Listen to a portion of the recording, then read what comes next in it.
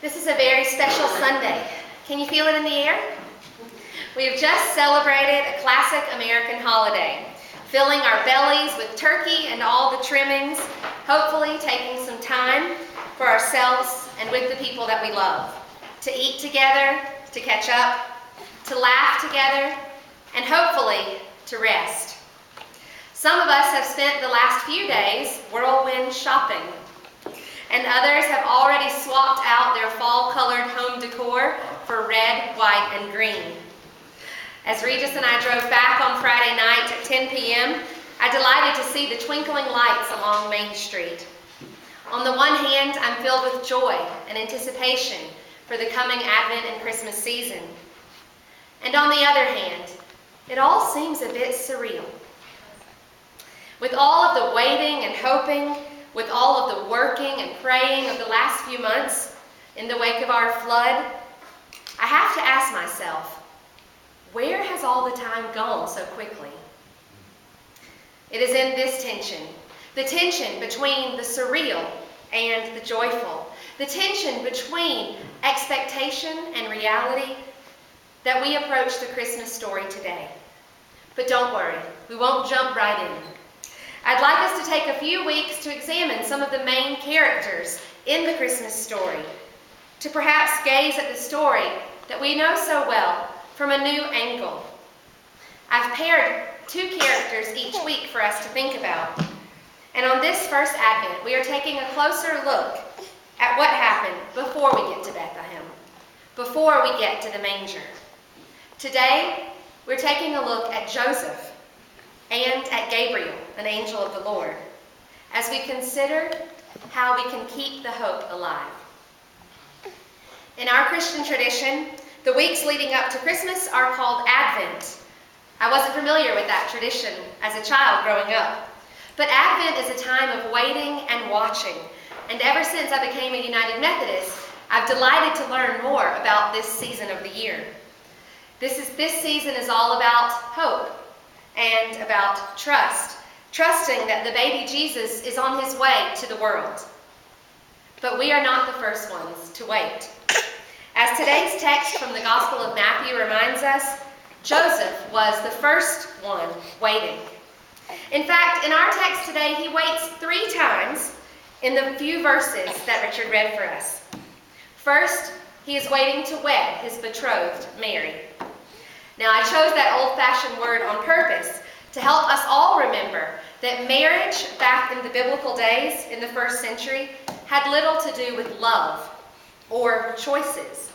Marriage was a legally binding contract, usually between 2 families, and that had more to do with land and wealth than it did to do with lovebirds and sonnets.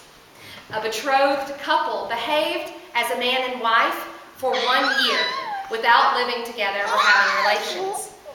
This was a test run, if you will, a chance for both families to be certain that they were making a wise fiscal decision to enter into union with one another. Joseph had already been promised Mary as his wife, but now he had to wait 12 months before that could become a reality. Secondly, we find Joseph waiting to respond when he learns the shocking and terrible news of Mary's pregnancy. They had not had sexual relations, and he was certain that he was not the father of the unborn child. But in the account of Matthew, we do not find a hot-headed Joseph blowing up and accusing Mary. He doesn't scream or curse, drag her out into the town square, and make a public shame of her. Had he chosen to do that, she surely would have been put to death. He had that right, certainly, and in those days, that probably would have been the normal reaction to finding out such shocking news. But Joseph chose not to react. He chose not to react out of his place of pain, but instead to wait, to give a response, time to bubble up. Is this a sign of simple wisdom from this young man, Joseph? Or perhaps a sign that he loved his betrothed Mary? Was he self-interested, wanting to avoid his own public embarrassment? Or did he perhaps value her life and prefer that no harm come to her? We are not sure of Joseph's motivation, but theologian Paul Tillich once wrote that the first duty of love is to listen. The first duty of love is to listen. Verses 19 and 20 that say that Joseph had in mind to divorce her quietly, but after he considered this, consideration takes time.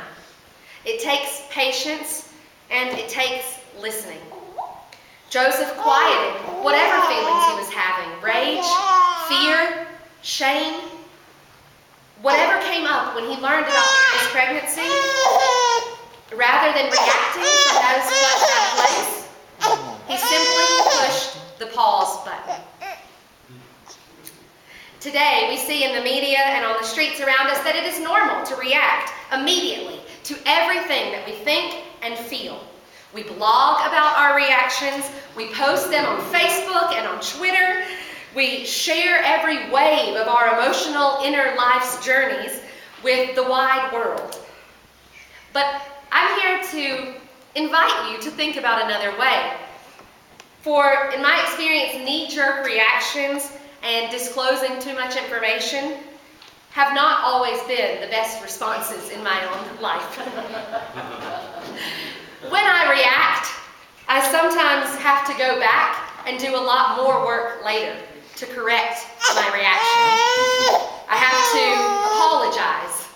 And my maternal grandfather once told me as a child that he doesn't like to say I'm sorry, and he lives his life so that he doesn't have to. It was an interesting way to think about it for me as a child, one that I don't think my grandmother appreciated too much, to be honest. Ruth Harvey of the Iona community once wrote, "It is in the waiting and stillness that the impetus to act creatively is given the space to be born." I don't want to be repetitive, but I'd like to invite you to think about those words. It is in the waiting and stillness that the impetus to act creatively is given the space to be born. If we wait, we don't have to react automatically in a knee-jerk fashion. We can discover the creativity and the freedom and the power in responding to our situations from our deepest truths. Sure, Joseph could have shamed Mary and had her killed, but what good would that have done? And is that really what he wanted? When he took a moment to breathe, to pause, to consider, even to sleep a night on his decision, he is visited by an angel in his dreams. This is the second Joseph, the dreamer, if you'll remember, the first from our sermon series last fall.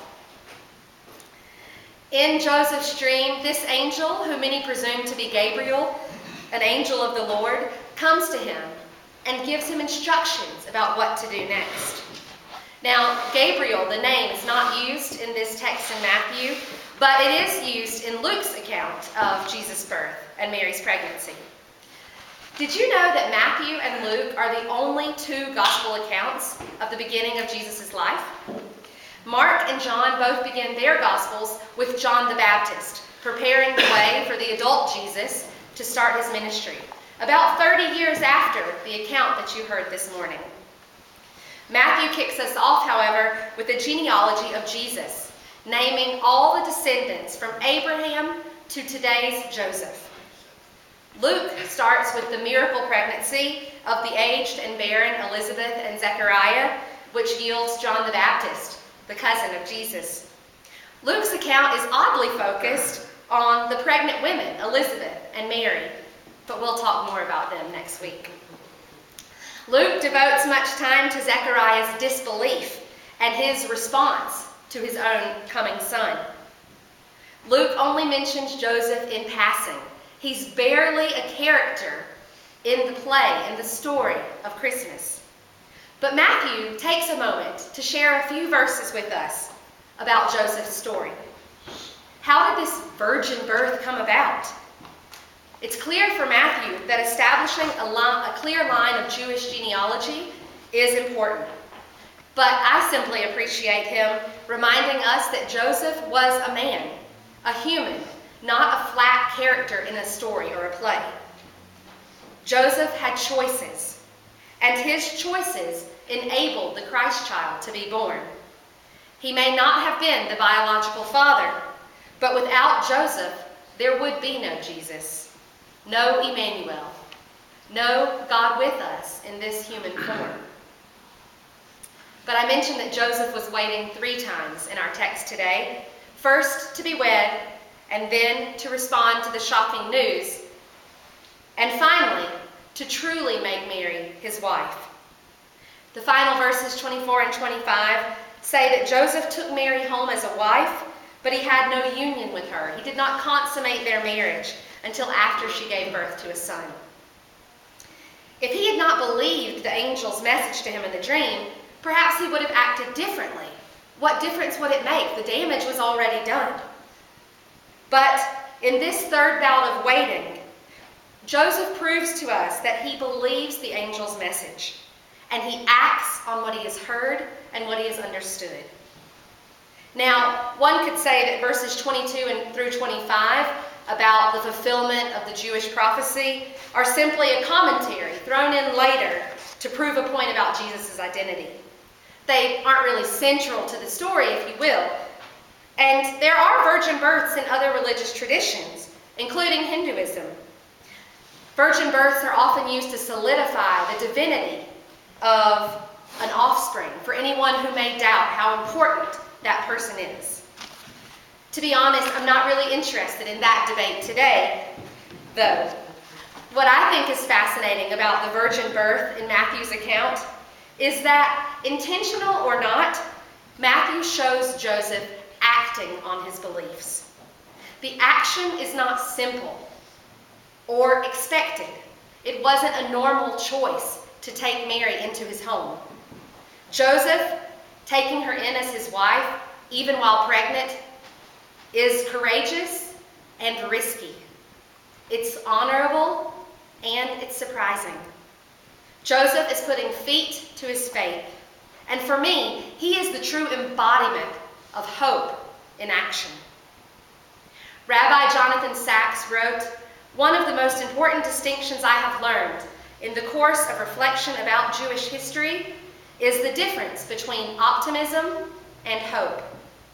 Optimism is the belief that things will get better. Hope is the faith that, together, we can make things better." Optimism is a passive virtue, hope an active one.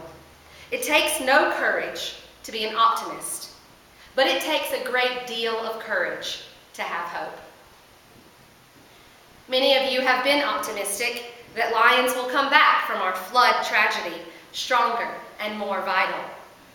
And some of you have held up the light of hope and worked to make that dream of rebuilding a reality. As we step today into the exciting and special season of Advent and Christmas, may we hope and actively watch for the coming of Jesus Christ in our own lives. He may not come in the ways that we expect. I'm sure that Joseph never saw that pregnancy or that angel dream coming his way. But Jesus Christ is certainly coming to us every day if we will only take a moment to pause and to listen with love, and together in community to keep the hope alive. Amen. Amen.